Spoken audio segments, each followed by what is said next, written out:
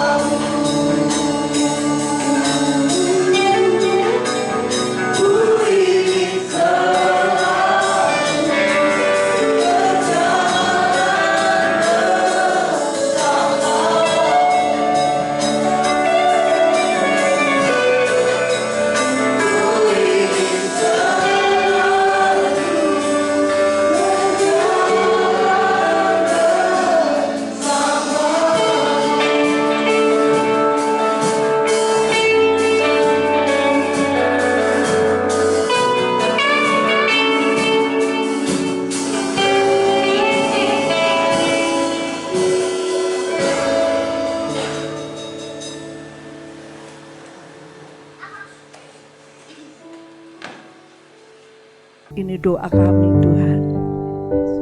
Selalu rindu ingin dekat dengan Tuhan. Ini doa kami Tuhan, selalu ingin tinggal di dalam hadirat-Mu.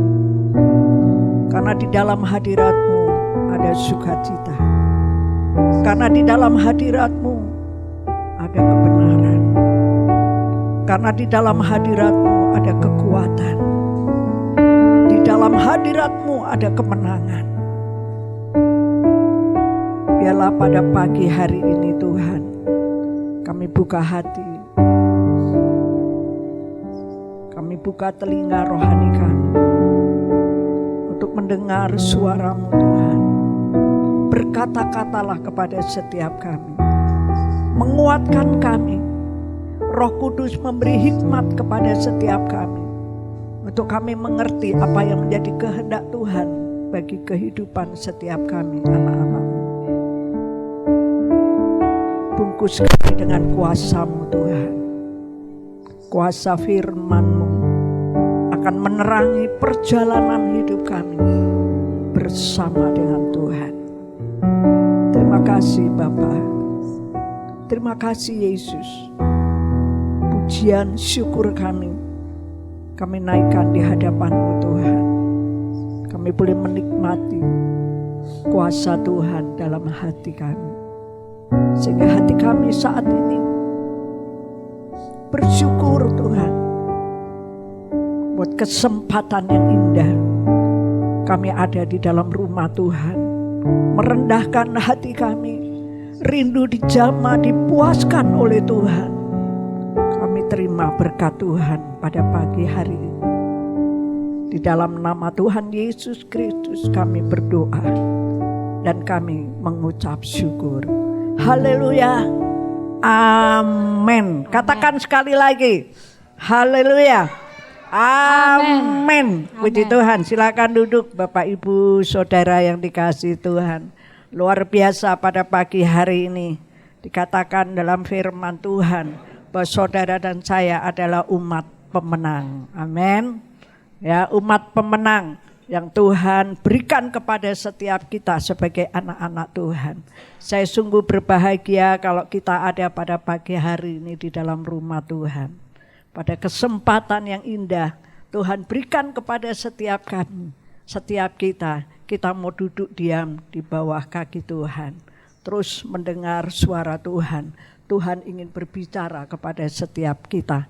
Pastikan Tuhan memberkati setiap kehidupan kita. Haleluya. Puji Tuhan Bapak Ibu Saudara yang dikasihi Tuhan. Kalau saya boleh bertanya, ya, apa yang kamu cari di dalam hidup ini? Banyak orang berkata, saya cari keberhasilan. Ya, saya cari kesuksesan dalam hidup ini. Saya cari kekayaan dalam hidup ini. Saya mau cari ketenaran dalam hidup ini. Bukankah hidup ini begitu indah? Ya. Bukankah hidup ini diberi oleh Tuhan? Jadi saya harus cari yang namanya kesuksesan. Bapak Ibu Saudara yang dikasihi Tuhan. Kalau banyak orang berkata, saya ingin berhasil.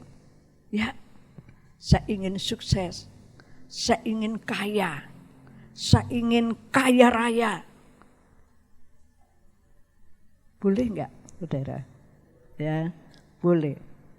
Tetapi jangan lupa, keberhasilan, kesuksesan yang kita cari dalam dunia ini bukan tujuan utama dalam hidup ini. Ya, bukan hal utama dalam kehidupan ini. Kita mau sukses, kita mau berhasil, diukur dari apa? Ya, banyak orang cari uang untuk kaya. Ya, itu keberhasilan saya. Saya akan menyenangkan diri saya. Saya akan menyenangkan keluarga saya akan menyenangkan anak-anak saya. Saya pasti hidup bahagia. No, saudara. Tidak bisa diukur keberhasilan itu dengan uang sebanyak apapun. Karena banyak orang kaya, hidupnya juga takut. Ya, hidupnya banyak kekhawatiran, banyak kecemasan. dalam hari-hari ini.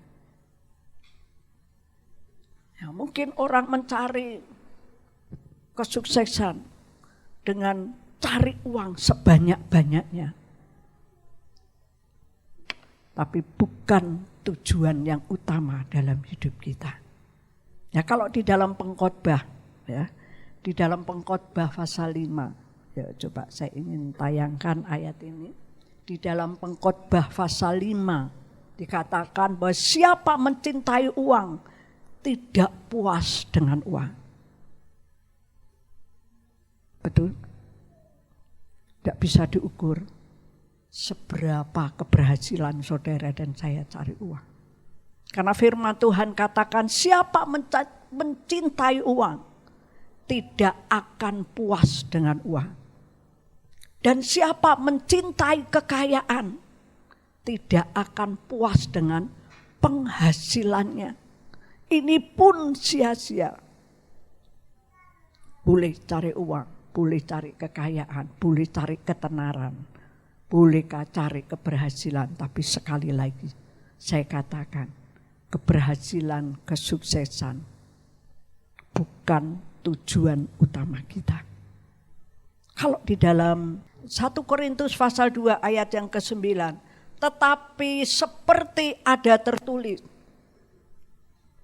apa yang tidak pernah dilihat oleh mata dan tidak pernah didengar oleh telinga, dan yang tidak pernah timbul dalam hati, semua yang disediakan Allah untuk mereka yang mengasihi Dia.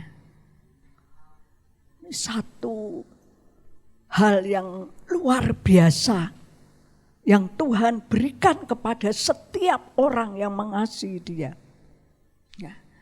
Tetapi seperti ada tertulis, firman Tuhan katakan, apa yang tidak pernah dilihat oleh mata dan tidak pernah didengar oleh telinga, dan yang tidak pernah timbul di dalam hati manusia, semua itu disediakan Allah bagi orang yang mengasihi Dia. Bapak Ibu yang dikasihi Tuhan, mungkin orang mencari keberhasilan di dalam dunia ini. Boleh. Kita mau cari sukses, boleh. Sekali lagi saya katakan bukan tujuan utama hidup kita dalam dunia ini.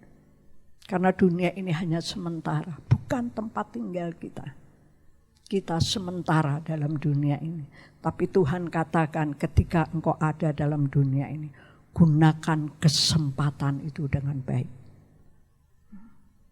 Ada banyak orang berkata bahwa pelayanannya sukses, pelayanannya akan berhasil. Di dalam Markus, ya, kalau di dalam Markus pasal 7, ya, Markus pasal 7 ayat 21. Markus pasal 7 ayat yang ke-21 dikatakan bahwa pada akhir hari terakhir, firman Tuhan katakan banyak orang akan berseru-seru kepadaku, kata firman Tuhan. Nah, pada hari terakhir banyak orang akan berseru kepadaku, berkata, Tuhan, Tuhan, akan masuk ke dalam kerajaan surga. Dikatakan bukan setiap orang yang berseru kepadaku. Pada hari terakhir firman Tuhan katakan, bukan setiap orang yang berseru-seru kepadaku. Tuhan, Tuhan, akan masuk ke dalam kerajaan surga, melainkan dia yang melakukan kehendak Bapakku di surga. Bapak Ibu, mungkin kesuksesan dalam pelayanan, ya, kesuksesan dalam pelayanan, orang-orang yang melayani, orang-orang yang hebat melayani pekerjaan Tuhan di gereja-gereja, mungkin di lapangan-lapangan. Dikatakan di dalam ayat yang ke-21 di Matius pasal 7. Ayat yang ke-21, bukan setiap orang yang berseru kepadaku, Tuhan, Tuhan, akan masuk ke dalam kerajaan surga, melainkan dia yang melakukan kehendak Bapakku yang di surga pada hari terakhir. Ayat 22 katakan, banyak orang akan berseru kepadaku, Tuhan, Tuhan, bukankah kami bernubuat demi namamu? Bukan kami bernubuat demi namamu. Dikatakan, dan mengusir setan demi namamu. Dan mengadakan banyak mujizat demi namamu juga. Ayat yang ke-23 berkata demikian, pada waktu itulah, firman katakan, pada waktu itulah aku akan berterus terang kepada mereka yang berkata, aku tidak pernah mengenal kamu, enyahlah daripadaku, hai kamu pembuat kejahatan. Ya, mungkin keberhasilan pelayanan, ya, orang menjadi hebat karena mengusir setan demi nama Tuhan. Dapat melakukan banyak mujizat dalam nama Tuhan. Tetapi firman Tuhan katakan, pada waktu itulah Tuhan katakan, aku akan berterus terang kepadamu. Aku tidak pernah mengenal kamu. Apakah kesuksesan pelayanan itu mencari hal yang demikian? Saya ingin belajar bersama pada pagi hari ini. Saya akan membawa sidang jemaat Tuhan pada pagi hari ini. Saya juga akan merenungkan satu hal yang indah dalam kehidupan ini. Bahwa di dalam kehidupan ini boleh saja kita mencari keberhasilan. Tetapi jangan lupakan satu hal yang penting di dalam kehidupan ini. Tadi saya sampaikan beberapa contoh. Ya, mungkin itu keberhasilan kita ditentukan, kesuksesan kita ditentukan dari hal-hal yang tadi saya sampaikan. Pelayanan, kekayaan. Kalau kita cinta uang, kita tidak akan pernah puas dengan uang. Bahkan kalau kita mencintai kekayaan, tidak akan pernah puas dengan kekayaan. Itu sia-sia. Ya, saya ingin bersama-sama, saya akan membawa sidang jemaat Tuhan pada pagi hari ini. Untuk tidak melupakan satu hal yang penting dalam kehidupan ini. Yaitu perkenanan Tuhan. Mari kita mau cari perkenanan Tuhan dalam hidup ini. Kita boleh cari keberhasilan, kesuksesan. Tapi ada hal yang sangat penting. Kita mau cari perkenanan Tuhan. Yuk kita akan buka di dalam Ulangan pasal yang ke-33. Kita akan masuk di dalam firman Tuhan, Ulangan pasal yang ke-33. Ayat yang pertama. Ya, Ulangan pasal 33 ayat yang pertama dikatakan, inilah berkat yang diberikan Musa abdi Allah itu kepada orang Israel sebelum ia mati. Ya, sebelum ia mati. Langsung loncat saja ayat yang ke-23. Ya. Tentang Naftali ia berkata, Naftali kenyang dengan perkenanan dan penuh dengan berkat Tuhan. Milikilah Tasik dan wilayah sebelah selatan. Bapak Ibu yang dikasihi Tuhan, ini sangat penting dalam kehidupan kita. Untuk mencari perkenanan Tuhan. Saudara mungkin mendengar yang namanya Naftali. Ya, saudara mau pengen jadi Naftali? Ya, karena dikatakan dalam firman Tuhan.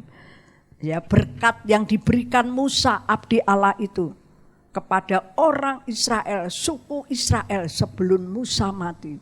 Salah satunya yaitu di dalam ayat yang ke-23, yaitu tentang Naftali. Kalau kita bisa, saya buka kamus, Naftali itu artinya pergumulan, ya, artinya satu perjuangan. Ya, rupanya perkenanan Tuhan, dikatakan Naftali kenyang dengan perkenanan dan penuh dengan berkat Tuhan. Ini menjadi kerinduan kita. Amin. Ya, ini menjadi kerinduan kita, setiap kita pada pagi hari ini untuk mencari perkenanan Tuhan. Kalau saya bisa katakan Naftali itu, kalau saya buka-buka kamus, ya, Naftali itu artinya pergumulan, ya, artinya perjuangan. Rupanya perkenanan Tuhan itu perlu digumuli dalam hidup ini, ya, supaya saudara dan saya mendapat perkenanan dari Tuhan. Luar biasa. Ya, akan memiliki berkat. Akan penuh dengan berkat Tuhan, dikatakan. Saudara mungkin, oh luar biasa. Tidak perlu ganti nama semua Naftali. Ya. Tetapi biarlah firman Tuhan ini akan membawa saudara dan saya senantiasa hidupnya mencari perkenanan Tuhan dalam hidup ini. Pelayanan, cari perkenanan Tuhan. Pelayanan yang sungguh-sungguh. Ya, pelayanan yang terus bertumbuh di dalam kasih setia Tuhan. Tanpa doa, pelayanan itu akan sia-sia. Betul Bapak Ibu. Karena sumber dari segala sesuatunya adalah Yesus sendiri. Bapak Ibu, saya ingin membawa setiap kita bagaimana supaya kita senantiasa masuk di dalam perkenanan Tuhan. Saya belajar dari hal yang pertama, yaitu satu sikap yang harus kita lakukan supaya saudara dan saya hidup di dalam perkenanan Tuhan. Kita coba buka di dalam belajar di dalam Roma pasal yang ke-12. Ya, Roma pasal yang ke-12 ayat yang ke-1 dan ayat yang kedua dikatakan.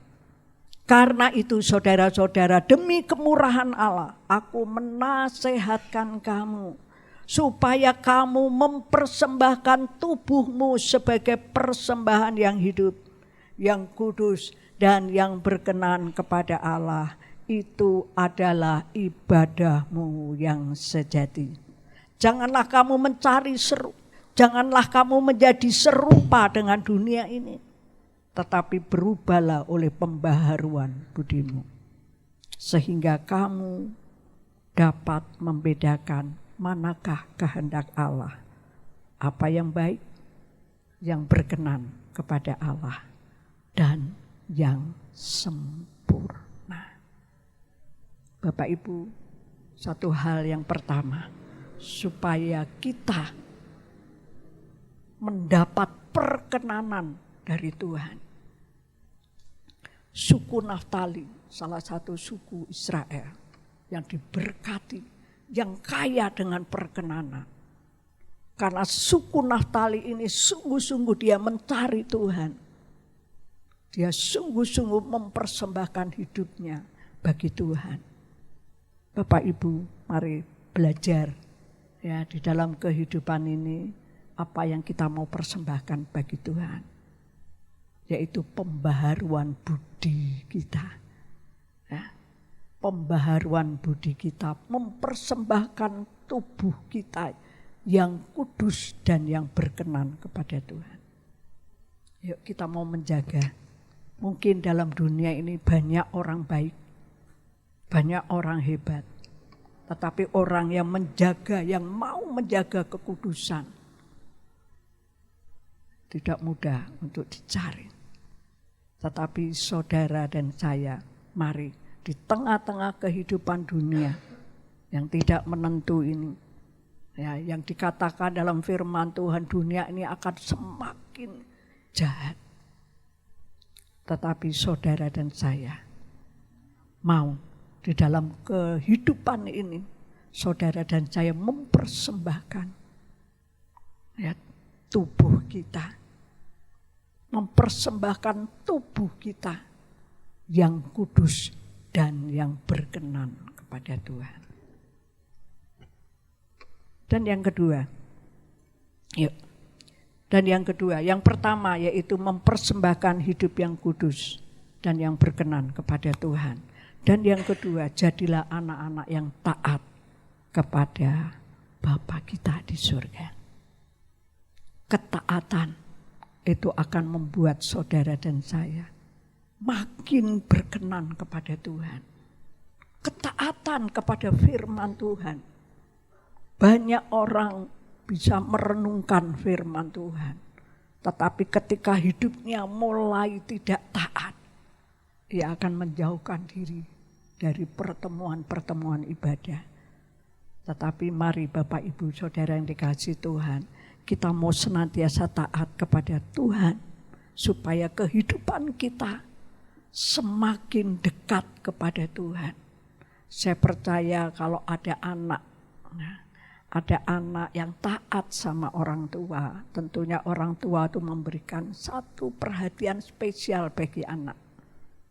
Ya, anak ini baik, anak ini taat. Coba saudara, pasti memberikan nilai khusus bagi mereka. Ada seorang guru pun ketika ia melihat murid-muridnya, ada beberapa murid yang taat kepada peraturan sekolah, kepada peraturan guru, ketika ia menerima pelajaran contohnya. Ia taat, ia mendengar. Lainnya ribut, lainnya mulai kasak kusuk, mulai banyak yang mainan. Tetapi kalau guru melihat ada orang yang taat, ia yang serius mendengar apa yang dikatakan oleh gurunya. Guru itu pasti akan memberikan nilai plus dalam diri anak-anak. Betul enggak? Ya, orang tua kalau punya anak yang taat, ya, disuruh gini mau, disuruh mempersiapkan gini mau, ya. Saya sempat beberapa hari berkumpul dengan beberapa ibu-ibu. Dikatakannya, ketika saya mengambil doa di hadapan Tuhan, tanpa saya banyak berkata-kata, anak-anak itu sudah bisa mendisiplinkan diri. Ya, ketika sekolah dia harus mandi, dia harus bangun jam berapa, dia harus mandi jam berapa. Ketika mamanya pulang, ketika mamanya selesai berdoa, anak-anak sudah siap semuanya. Oh, hati orang tua itu sangat-sangat senang dan bahagia. Kenapa? Melihat anak-anak yang mulai taat, ia tahu apa yang harus dikerjakan. Demikian juga Bapak Ibu Saudara, kalau kita mau taat kepada Tuhan, dengar-dengaran akan Tuhan. Ada berkat spesial yang Tuhan berikan kepada kita. Perkenanan di hati Tuhan, perkenanan kepada Tuhan. Itu yang kita cari, taat kepada Tuhan. Dan yang ketiga, jadilah anak-anak Tuhan yang jujur. Ya, jadi anak-anak Tuhan yang jujur. Yuk kita akan buka di dalam Amsal. Ya, di dalam Amsal pasal 15 ayat yang ke-8. Amsal pasal 15 ayat yang ke-8 berkata, korban orang fasik adalah kekejian bagi Tuhan. Tetapi doa orang jujur dikenannya. Doa orang jujur itu dikenan oleh Tuhan. Mendapat satu tempat spesial kepada Tuhan. Ketika orang-orang jujur itu berdoa, doanya dikenan Tuhan. Amin. Bapak Ibu Saudara, ya mungkin orang hebat banyak ya. Orang baik hati banyak kita temui. Tetapi orang jujur itu sedikit. Nah, firman Tuhan katakan demikian. Tetapi saya percaya orang jujur akan mendapat berkat dan perkenanan di hadapan Tuhan. Karena doanya orang jujur itu dikenan Tuhan. Tuhan pasti mendengar dan Tuhan pasti menjawab. Mari Bapak Ibu Saudara, ada ketiga hal ini. Satu, supaya kita mendapat perkenanan dari Tuhan. Yang pertama, persembahkan tubuh kita menjadi persembahan yang kudus dan berkenan kepada Tuhan. Dan yang kedua, jadilah anak-anak yang taat kepada Tuhan. Dan yang ketiga, jadilah anak-anak yang jujur di hadapan Tuhan. Doanya dikenan Tuhan. Amin.